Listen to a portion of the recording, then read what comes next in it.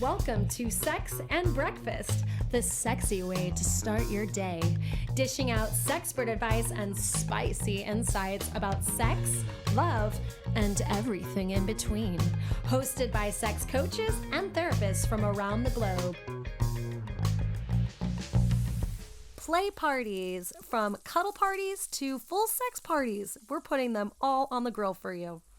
Hi, ladies. We are here to talk about play parties. And this is one of my favorite topics, and it's been something I've been talking about a lot with my clients, and I'm not sure why it's in the air.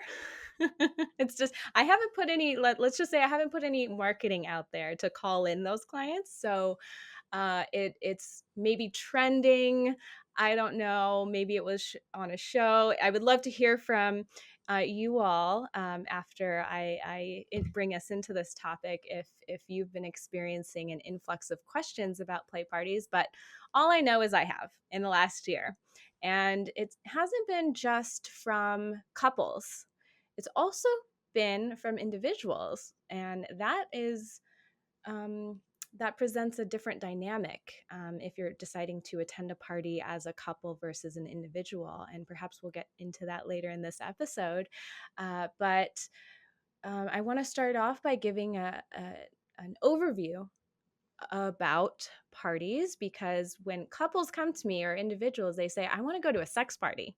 I go, okay, well, sex party is a big umbrella term for a whole spectrum of spicy parties. And that's my reframe. I kind of like to use the word spicy because that doesn't necessarily mean sex is happening.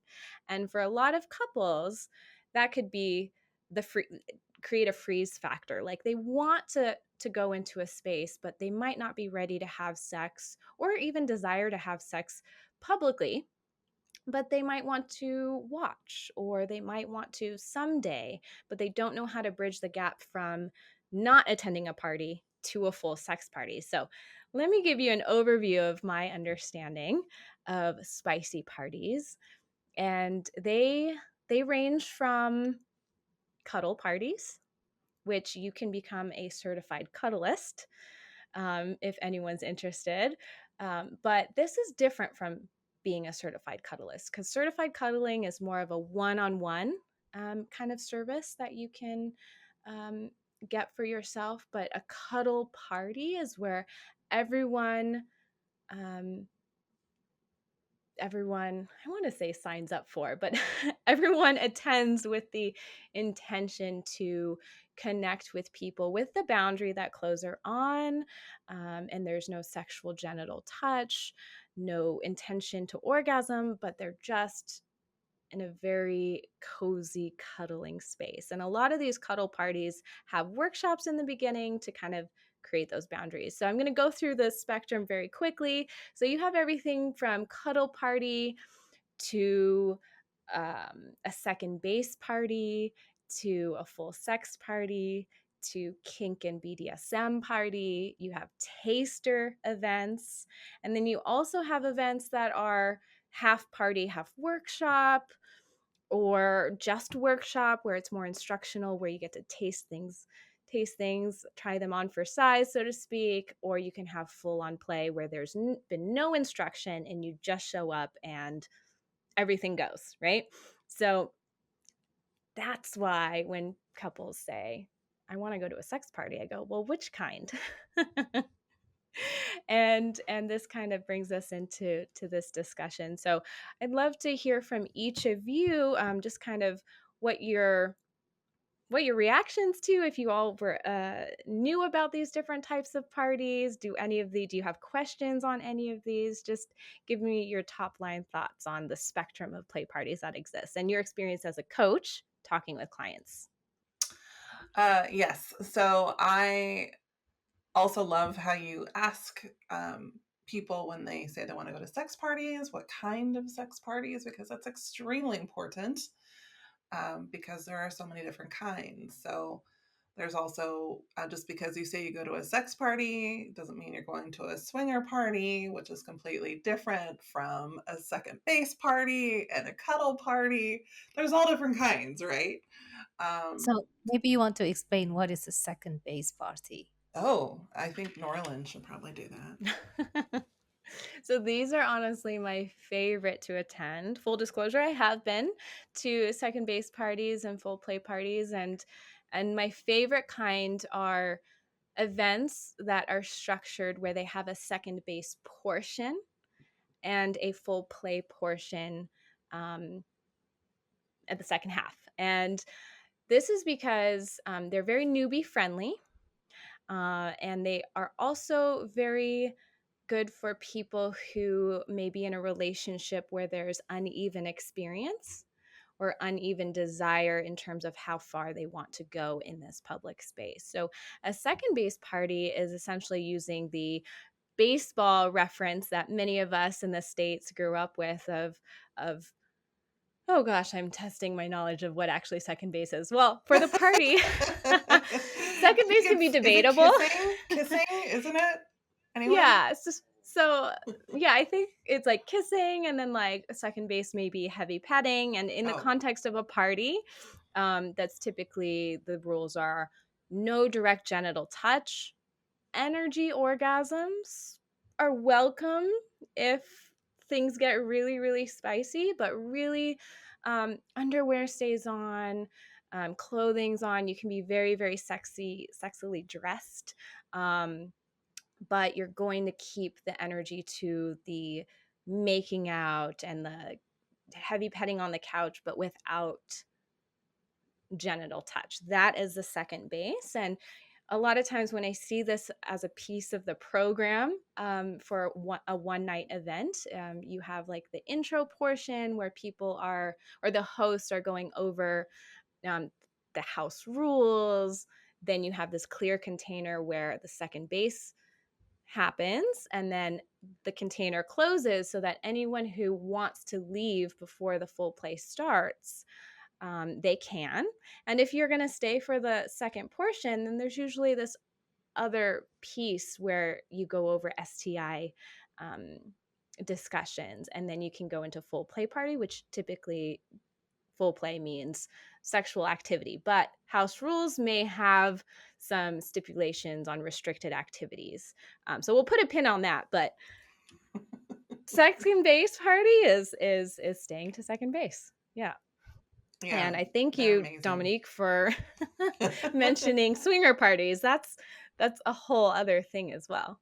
Right. Yeah. Swinger parties for people who aren't familiar with the swinger lifestyle or what swingers are.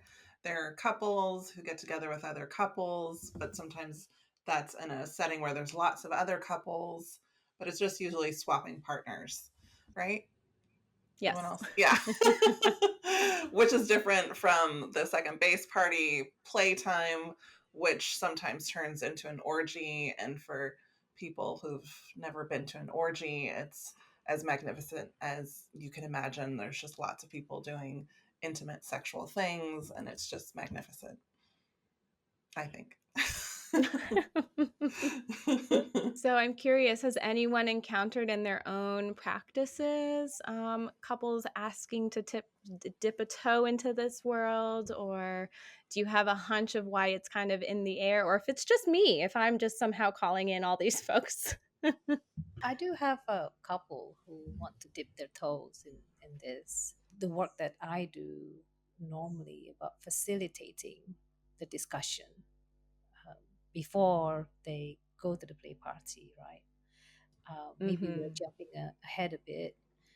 That's And, fine. and sometimes one of my biggest question is if is it all through mutual consent, or is it because Mm. the other partner is dragging the other partner and they kind of tolerating it, so it's not based on the mutual interest, mutual consent, because they have differing value, but then the other one is worried that if I don't do this, the other party is going to leave me, or the other party thinks I'm too prudish. So a lot of the time is spent around navigating those discrepancy, and sometimes it end up by, oh, actually I don't want to do it. And so how do you navigate that? I'm curious, found, have you been through one of these conversations with a couple, and when they got to the other side, you were able to help them find a different way to emulate what they thought the party would solve, or what they thought the party would give them, but there's actually a different way that doesn't involve that public space? Yeah, absolutely. So when we talk about what's the underlying fantasy Mm. by attending the play party, right? And quite often it boils down to um, some are genuine curiosity, but some really about, is there a way to spice things up? And the idea of play party really spice things really interests me because I saw it in the movie, or I saw it in Netflix, and that turns me on. And so they continue to fantasize about it, and then they realize, oh, that's actually not something that, yeah. Right. I love that. That's really beautiful. That if you, I think I'm thinking back to some clients where I can see the hope in one partner's eyes of like, "Ooh, I'm finally brave enough to bring it up in a session where I have this neutral party holding space," and they're just like, mm. But there's this energy behind, make my partner say yes, or tell them, convince them that it's safe, and that is some pressure on, not that I feel pressured, but I can feel their expectation of like, please, Dr. Norlin, tell them that parties are safe and parties are fun, and like, ta-da. And I kind of have to go underneath and say, okay, well, what is the whole reason why you want to go? What do you want to end up with on the other side of this party? And there's many routes. There's typically many routes to that goal, and one of them may be a play party, or one of them may be watching something, or one of them may be being a fly on the wall at a party but not playing at all with others, which is a total welcome thing. You can go to parties and just watch, because typically people there, they want eyeballs on them. So know that's an option too, that you can be 100% voyeur at a party. And also, it's considered a form of participation, being a Yes. voyeur. Yeah. So what you said, and it's actually it's like a thing that people do. So yeah.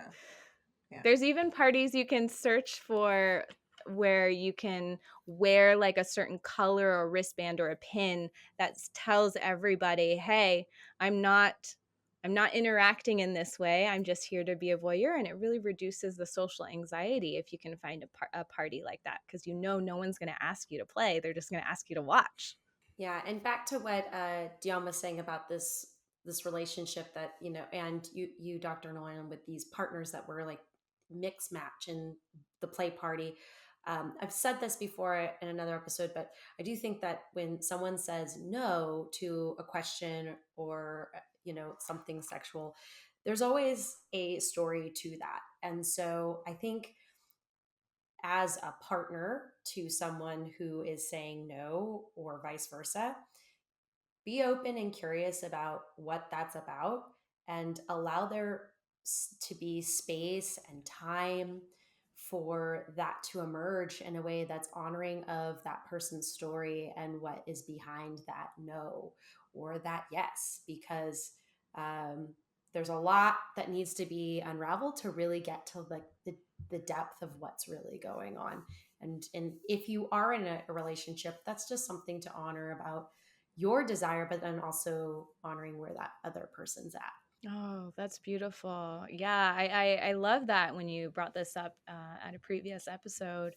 And I think that's an excellent segue into, in the process of understanding the stories behind the no's, is um, the things that can provide safety. First of all, there's the vulnerability that needs to, or the safety that needs to exist for the person to be vulnerable, your partner, to share that story, right? And then if we bring this into the party scenario, maybe if you understand where the hesitancy is coming from, you can discover the boundary that needs to be in place for the party to be safe. So if I use that thread to pull us into this other piece of the conversation, which is the ways to stay safe at a party. And when I use the word safe, I'm not only talking about STIs and being safe from a medical and very physical side of things, but also emotionally safe. And so let me know your thoughts in this realm. If you were helping a client or couple through the navigating this piece of the discussion, or if you have personal experience you would love to share of how other parties set up safe containers, what are your thoughts on that? Stay tuned for part 2 of this episode. Until then, send us some love by sharing, hitting subscribe, and leave a review. It really helps us connect to more incredible people like you. If you want to learn more about sex coaching or therapy, you can find us at sexandbreakfastpodcast.com, and be sure to follow us on Instagram at sexandbreakfastpodcast.